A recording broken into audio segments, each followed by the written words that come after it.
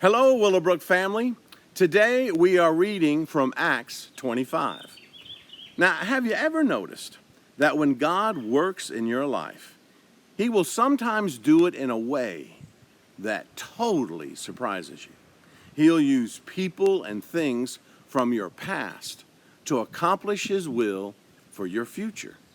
And that's exactly what we see with Paul in this chapter.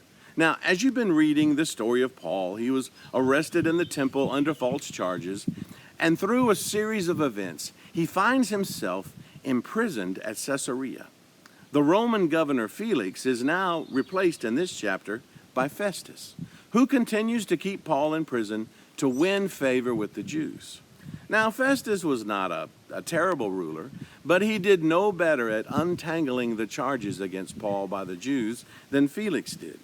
You see, at first, time really was not on the side of Festus.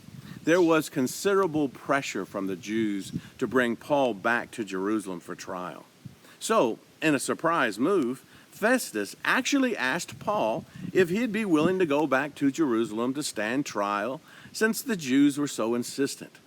And by the way, the Jews wanted to secretly ambush Paul and kill him.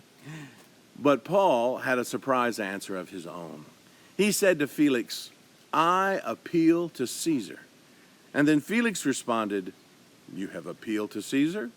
To Caesar you shall go." You see, as a Roman citizen, Paul had the right to appeal his case to a higher court in Rome. Paul knew the law, but even more than that, Paul knew his Lord and what he wanted him to do.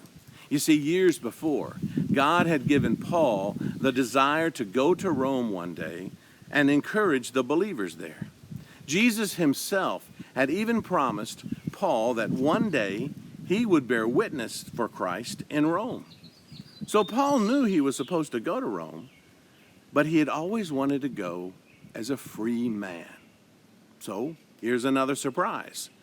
He was going to Rome, but as a prisoner. But God still had a few more unexpected things that he was going to do. You see, later, while Paul was under house arrest in Rome, God penned these words through his hand.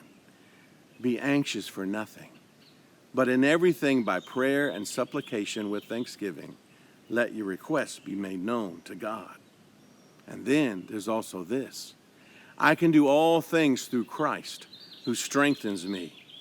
You see, during Paul's first imprisonment in Rome, God had penned through Paul's hands the books of Ephesians, Philippians, Colossians, and Philemon.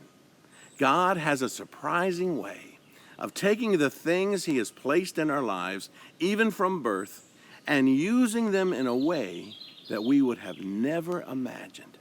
He used Paul's Roman citizenship to get him right where he needed him, and with the protection of the Roman guard all the way. You know, as you bring your concerns and desires for your future to the Lord, don't try to be something that God never intended for you to be. He has strategically placed certain things and experiences inside of you, even from birth and throughout the timeline of your whole life, so that one day He will use those surprising things to accomplish His perfect will and answer for your future. Have a great day in the Lord, Willowbrook.